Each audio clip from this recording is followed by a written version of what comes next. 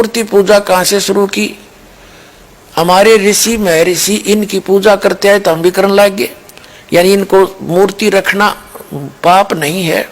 जैसे आपके दादा परदादा की कोई मूर्ति है, पिताजी की फादर की मूर्ति है, माँ की मूर्ति है, तो उस मूर्ति को रखने में क्या पाप है भाई?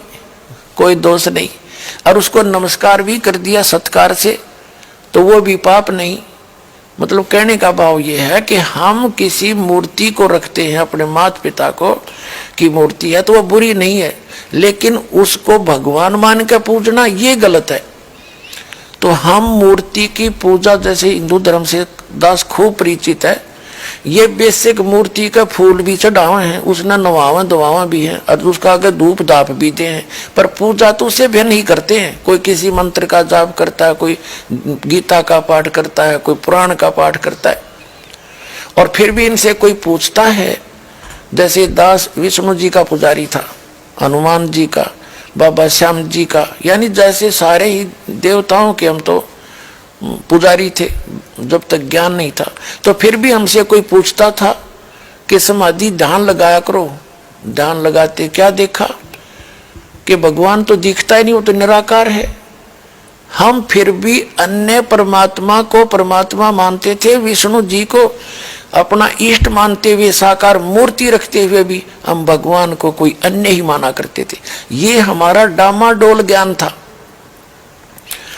अब परमात्मा, जैसे मुसलमान भाई कहते हैं कि हिंदू सब मानते सब खुदा हैं, तो ये उनकी अल्पज्ञता है, अध्यात्म ज्ञानहीनता है। जैसे वो भी मानते फरिश्ते हैं, उनको देवता कहते फरिश्ते को, हम भी मानते हैं फरिश्ते हैं और देवता हैं।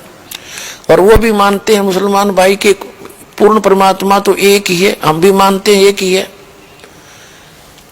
कहने का भाव ये है कि हम परिभाषा प्रभु की से अपरिचित हैं, तो 10 मिनट के अंदर आपको परिभाषा प्रभु की बताते हैं। जैसे एक तहसीलदार है, तहसीलदार को भी हम साहब कहते हैं, वो तहसील का मालिक है, स्वामी है। और फिर एसडीएम साहब है, वो से ऊपर है। फिर डिप्टी कमिश्नर साहब है, वो भी साहब कहलाता है, वो अपने डिस्ट्रिक्ट का मालिक है। फिर कमिश्नर साहब है। फिर मंत्री को भी हम साहब कहते हैं, मुख्यमंत्री को भी हम साहब कहते हैं, प्रधानमंत्री को भी हम साहब कहते हैं, और राष्ट्रपति जी को भी हम साहब ही कहते हैं। यानी ये सभी साहब हैं और सभी खुदा हैं। खुदा का मीन अपने सत्र के स्वामी। तहसीलदार अपने सत्र का साहब है, एसडीएम अपने सत्र का साहब है, और डीसी अपने सत्र का, मंत्री अपने सत्र का, वो साहब है ही है। और मुख्यमंत्री अपने सत्र का साहब है, प्रधानमंत्री अपने सत्र का साहब है, और राष्ट्रपति ओवरऑल कंट्रोलर वो सब का साहब है। तो सभी साहब भी हैं और सभी उस खुदा के भी उस खुदा के हैं। यानी सभी साहब होते हुए जितने मंत्री मुख्यमंत्री हैं, और ये सब उसके हैं, किसके? राष्ट्रपति के। उस सभी राष्ट्रपति के हैं, ये उस एक खुदा के हैं हम सभी। लेकिन ये सभी अपने सतर पर भी देवता भी हैं। उनका ये सोच अध्यात्म ज्ञानहीनता के कारण है कि हिंदू मानते हैं कि सब खुदा हैं। वो तो पृथ्वी को भी खुदा कहें, सूरज ने भी भगवान माने, पानी को भी, जल को भी भगवान मानते हैं, और पृथ्वी सबको। इसका भाव ये है कि जैसे यहाँ एक विद्युत मंत्री है, एक फॉरेस्ट मिनिस्टर है, तो विद्युत मंत्री कोई जड़ नहीं है, वो एक मनुष्य है। उसके अंतर्गत ये सारी इलेक्ट्रिक विभाग जो इलेक्ट्रिकल, ये सारे विभाग आते हैं। ऐसे ही जैसे कोई फॉरेस्ट मिनिस्टर है, वो कोई वृक्ष नहीं है, कोई जंगल समूह नहीं है, वो जंगल समूह का कंट्रोलर है। ऐसे ही जो सूर्य देवता है, उसका नाम सूर्य देव है, वो नर आकार है, एक चलती फिरती शक्ति है, और उसके अंदर जितने भी प्रकाश स्रोत हैं विश्व के, वो सारे उसके कंट्रोल में, वो विद्युत मंत्री समझ लो। ऐसे ही जल को भी कहते देवता मान नहीं है, जल एक वरुण है, वरुण देवता है, वो उसको भी जल बोलते हैं, वरुण देवता है, वो जल के सभी स्रोतों का कंट्रोलर है। ऐसे ही एक पृथ्वी देवी है, वो सभी इन पृथ्वी ग्रहों का सबकी संचालक है। तो ऐसे ही हम सभी देवता अलग अलग हैं। अब ये हिंदू क्या मानते हैं कि सभी खुदा भी हैं, और ये सब जितने जिस स्तर के खुदा हैं, स्वामी हैं, मालिक हैं, ये सब एक ही खुदा के हैं। इन सब का ओवरऑल कंट्रोलर केवल एक ही है, वो अल्लाहू अकबर है, वो कबीर है। This is the definition of God. ये उस परमात्मा की परिभाषा है। इसको ना समझकर हम भ्रमित हैं। हम अब दास जो प्रयत्न कर रहा है कि उस अल्लाहू अकबर की जानकारी अब दास के पास है, जिसकी न तो हजरत मोहम्मद जी को प्राप्त हुई, क्योंकि हजरत मोहम्मद जी को जिसने ज्ञान दिया, कुरान शरीफ का ज्ञान दाता, सूरत फुरकानी 25 आयत 52 से लेकर 59 में स्पष्ट करता है, कोई कबीर अल्लाह है, अल्लाह कबीर है, उसको बड़ा कहते हैं मुसलमान भाई। तो बड़ा भगवान है, उसकी जानकारी कुरान शरीफ का ज्ञान दाता भी नहीं जानता। वो कहता उसके लिए ये वही है, वो अल्लाह अकबर, जिसने 6 दिन में सृष्टि रची, 7वां दिन तख्त पर जा बैठा। और उसकी खबर किसी बाखबर से पूछो, इससे सवसिद्ध है कि कुरान शरीफ का ज्ञान दाता भी उस अल्लाह अकबर के से अपरिचित है, उसकी ना भक्ति से परिचित है, ना उसके ज्ञान से परिचित है। वो कौन है, कहाँ है, उससे भी परिचित नहीं है। उसके से ये दास परिचित है, वो बाखबर ये पर दास है। इसके पास आओ और अपना कल्याण कराओ।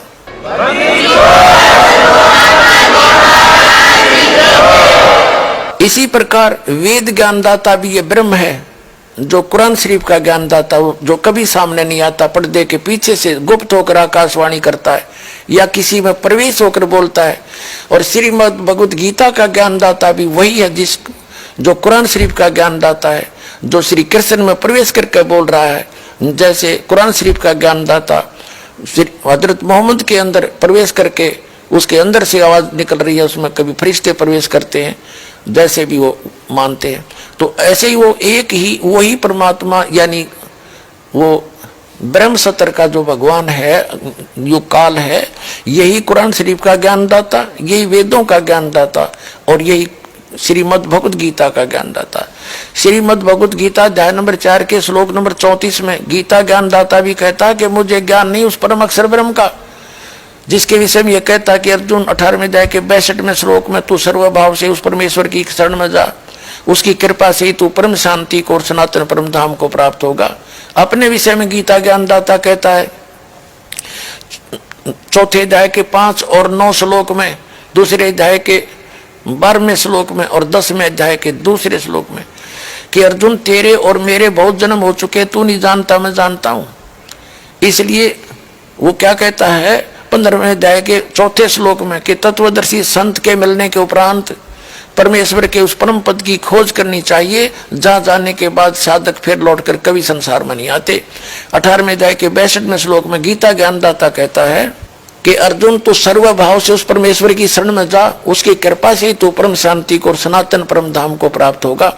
इससे सवसिद्ध हो गया कि गीता ज्ञानदाता, कुरान शरीफ का ज्ञानदाता, वेदों का ज्ञानदाता उस पूर्ण परमात्मा के ज्ञान से अपरिचित है। यजुर्वेद अध्याय नंबर 40 के मंत्र नंबर 10 में वेद ज्ञानदाता भी कहता है कि कोई तो परमात्मा को असंभवात, यानी वो कभी जन्म नहीं लेता, निराकार मानते हैं, और कोई संभवात कहते हैं कि वो जन्म लेकर आता भगवान जैसे राम और कृष्ण के रूप में। लेकिन वो परमात्मा कैसा है, वो जन्म लेता है या नहीं लेता है, वो क्या क्रियाएं करता है, क्या लीला करता है, उसकी जानकारी धीराणाम तत्वदर्शी संत बताते हैं, उनसे सुनो। यानी वेद ज्ञानदाता भी अपने से अन्य भगवान की महिमा बता रहा है। 40वें अध्याय के 15 और 17 श्लोक में 2 प्रभु से 2 जाते हैं। वेद ज्ञानदाता कहता है मेरा एक ओम नाम है, उसका जाप करोगे तो ओम नाम के सत्र का अमृतो आपको प्राप्त होगा, आपकी उतनी परम गति हो जाएगी। फिर 17वें श्लोक में कहा कि वो पूर्ण परमात्मा तो प्रोक्ष है, गुप्त है, मैं ब्रह्म हूं, ब्रह्म लोक में रहता हूं। इससे सिद्ध हो गया कि वेद ज्ञानदाता से भी कोई अन्य है और उसकी जानकारी किसी तत्वदर्शी संत से पूछने को ही कहा है।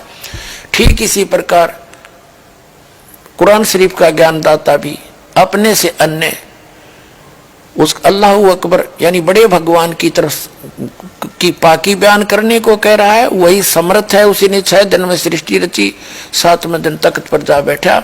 उसके विषय में कुरान शरीफ का ज्ञानदाता भी अनभिज्ञ है, वो नहीं जानता है। उसके लिए तत्वदर्शी संत से पूछने को कहा है। तो वो तत्वदर्शी संत ये दास है, दास के पास कंप्लीट कोर्स है, कंप्लीट स्पिरिचुअल नॉलेज है। आइए और ग्रहण करिए, अपना कल्याण कराइए। बोलो सतगुरुदेव की जय हो।